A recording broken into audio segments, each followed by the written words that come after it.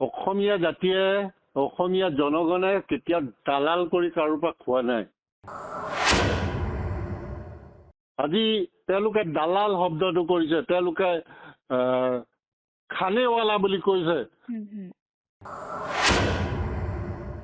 এইটো অসমৰ স্বাভিমানৰ কথা, চব অসমীয়াকে দালাল বুলি কৈছে।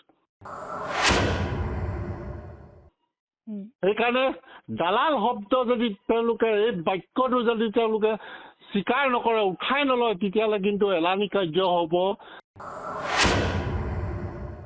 বৰ্তমান সময়ত যিহেতু আছুৰ প্ৰাক্তন সাধাৰণ সম্পাদক শংকৰজ্যোতি বৰুৱাক হেণ্ডকাফ লগোৱা বিষয়টো চৰ্চাত আছে, আৰু এই বিষয়টো সন্দৰ্ভত কিছু কথা জানিবৰ বাবে মই ফোনযোগে সংযুক্ত হৈছোঁ অসম জাতীয়তাবাদী যুৱ পৰিষদৰ সাধাৰণ সম্পাদক উদয়ন গগৈৰ সৈতে। নমস্কাৰ, আপোনাক স্বাগতম জনাইছোঁ আমাৰ নিউজ চেনেললৈ। ধন্যবাদ। মই আপোনাৰ পৰা জানিব বিচাৰিছোঁ যে বৰ্তমান যিটো চৰ্চাত আছে প্ৰাক্তন আছুৰ সাধাৰণ সম্পাদক শংকৰজ্যোতি বৰুৱাক হেণ্ডকাফ লগোৱা বিষয়টো, মানে কিয় হেণ্ডকাফ লগাবলগীয়া হ'ল শংকৰক, আৰু এই বিষয়তে মানে সামাজিক মাধ্যমতে হওক সংবাদ মাধ্যমতে হওক পুৰা চৰ্চাত আছে, যিহেতু আপোনাৰো একালৰ সতীৰ্থ আছিল। আৰু এই হেণ্ডকাফ লগোৱা বিষয়টো সন্দৰ্ভত আপুনি কি ক'ব? মানে হেণ্ডকাফ লগাবলগীয়া হৈছিল নে শংকৰজ্যোতি বৰুৱাক? চক একালৰ সতীৰ্থ আছিল মোৰ প্ৰাক্তন আছুৰ সাধাৰণ সম্পাদক শংকৰজ্যোতি বৰুৱাক, আৰু শংকৰজ্যোতি বৰুৱাক চুৰ ডকাইত আৰু সন্ত্ৰাসবাদীৰ দৰে আদালতলৈ হেণ্ডকাফ লগাই অনা ঘটনাত মই তীব্ৰ ভাষাৰে গৰিহণা দিছোঁ। আৰু এনে কাৰ্য মহামান্য উচ্চতৰ ন্যায়ালয়ৰ নিৰ্দেশক অৱমাননা কৰা বুলিও মই অনুভৱ কৰিছোঁ। সেয়েহে ক'ব বিচাৰোঁ যে অনাগত দিনবোৰত এই গভৰ্ণমেণ্টখনে এনেবোৰ ঘটনাৰ ওপৰত দৃষ্টি নিক্ষেপ কৰে যাতে, তাৰ বাবে মই মন্ত্ৰী চিফ মিনিষ্টাৰ ডাঙৰীয়াক মই ইয়াৰ পৰাই অনুৰোধ জনাইছোঁ। কাৰণ শংকৰজ্যোতি বৰুৱা ডাঙৰীয়া কেৱল এজন ছাত্ৰ নেতাই নহয়, তেওঁ এজন সমাজ সেৱক। আজি সমাজৰ কাৰণে তেওঁ বহুত কাম কৰিছে, যিবোৰ আমি আজি সজতে আমি গোটেই কথাবোৰ দেখি আহিছোঁ। আমি এই যিটো আজি তেওঁ জেললৈ যাবলগীয়া হ'ল, যিটো তেল ডিপু আছে। হয়, মই সেই বিষয়ে আপোনাক সুধিম বাৰু। প্ৰথমতে সুধিছোঁ যে মই শংকৰজ্যোতি বৰুৱাই এনেকুৱা অপৰাধ কৰিছিল নে যে তেওঁক মানে হেণ্ডকাফ লগাই নিবলগীয়া হ'ল? নহয় নহয়, অসমৰ ইতিহাসত আজিলৈকে তেনে হেণ্ডকাফ লগাই নিয়াৰ নজিৰ নাই। যিসকল চুৰ ডকাইত ড্ৰাগছ এডিক্ট সেইবোৰকহে হিচাপে নিয়ে। ইয়াত কিছু ৰাজনীতিৰ পাশা খেল খেলিছে, ৰাজনীতিৰ চাল আছে, যি শংকৰজ্যোতি বৰুৱাক এফেক্ট কৰাকৈ তেওঁলোকে এটা ৰাজনীতিক খেল খেলিছে। ৰাজনীতি বুলি ক'লে মই নাম নলওঁ, ইয়াত সকলোৱে দুলীয়াজানত সকলোৱে গম পায়। কাৰণ তেওঁ ভাবিছে তেওঁ ৰাজনীতি পথাৰখনত আহিলে তেওঁলোকৰ ৰাজনীতি নিঃশেষ হৈ যাব। আৰু এই আপোনালোকৰ থ্ৰুদি আমি এষাৰ কথা ক'ব বিচাৰোঁ যে যদিও তেওঁ ৰাজনীতি খেলিম বুলি নাভাবিছিলে, আমি কিন্তু এইবাৰ তেওঁক ৰাজনীতি পথাৰলৈ নমাবলৈ বাধ্য হ'ম।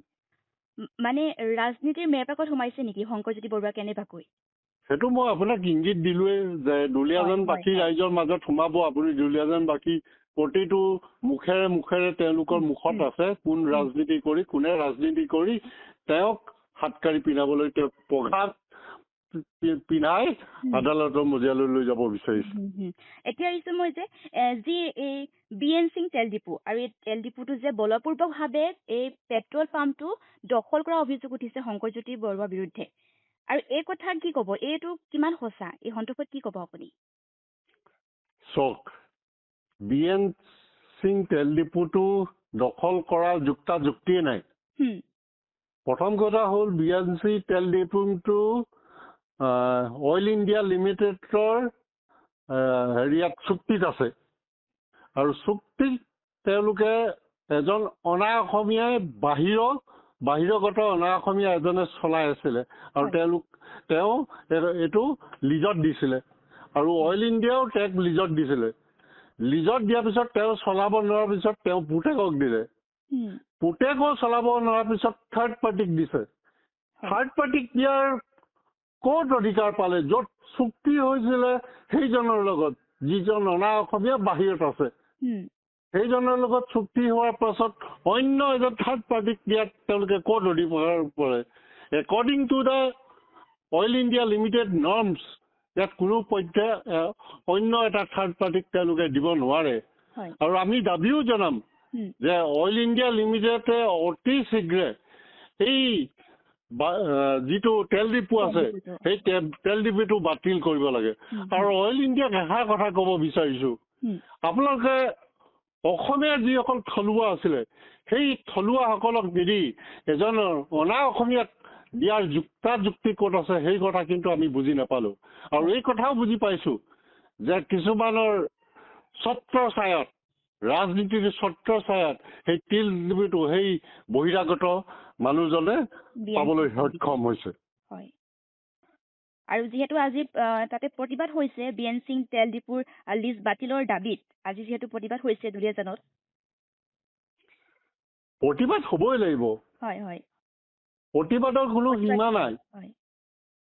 অসমৰ জনগণ ইমান দুৰ্বল নহয় যে তেওঁলোকে হাত সাবটি বহি থাকিব।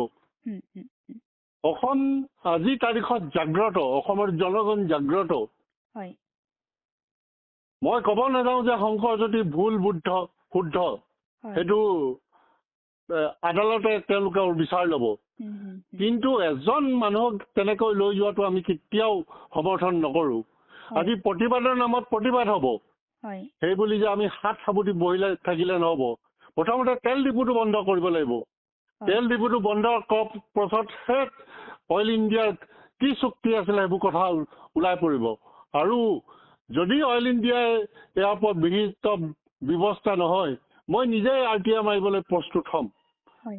আৰু এটা কথা অইল ইণ্ডিয়া লিমিটেডক জনাব বিচাৰিছো, তেওঁলোকে যিসকলক পেট্ৰল ডিপু দিছে সেই পেট্ৰল ডিপু থাৰ্ড পাৰ্টিসকলে তেওঁলোকে কিছুমান অনা অসমীয়াক অসভ্য আচৰণ কৰিছে।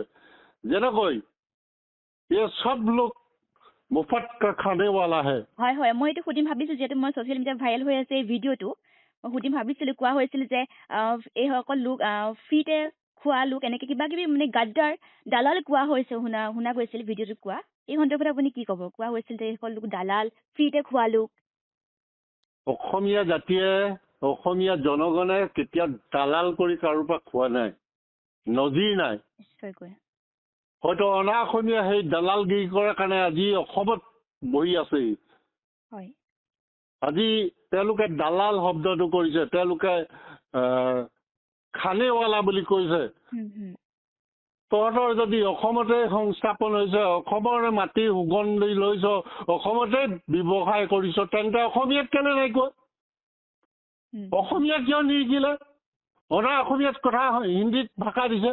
মই এইটো কোৱা নাই যে হিন্দী ভাষাত ক'ব নালাগে, ৰাষ্ট্ৰীয় ভাষা। ৰাষ্ট্ৰীয় ভাষা হ'লে অসমত থাকি অসমত ব্যৱসায় কৰিছে, তেতিয়াহ'লে অসমীয়া ক'বই লাগিব, প্ৰথম কথা। দ্বিতীয় কথা হ'ল, এইটো অসমৰ স্বাভিমানৰ কথা, চব অসমীয়াকে দালাল বুলি কৈছে। সেইকাৰণে দালাল শব্দ যদি তেওঁলোকে, এই বাক্যটো যদি তেওঁলোকে স্বীকাৰ নকৰে, উঠাই নলয়, তেতিয়াহ'লে কিন্তু এলানি কাৰ্য হ'ব। সেইটো খাটাং। আজি জাষ্ট ষ্টাৰ্টিং হৈছে, আৰম্ভ হৈছে। ক'ত শেষ হ'ব কোনো ঠিক নাই। ইয়াৰ অন্ত কিন্তু এতিয়ালৈকে হোৱা নাই। অন্ত হ'ব ক'ত সেইটো কিন্তু হেৰি নাই। সেইকাৰণে তেওঁলোকেও সজাগ হ'বলৈ ক'লো, তেওঁলোকেও কেছখন উঠাই ল'বলৈ ক'লো, আৰু তেওঁলোকেও অসমীয়া জাতিক ক্ষমা খুজিবলৈ মই তেওঁলোকক আদেশ দিলোঁ। নিশ্চয়কৈ ধন্যবাদ, আপুনি ইমানখিনি সময় দিলে। ধন্যবাদ।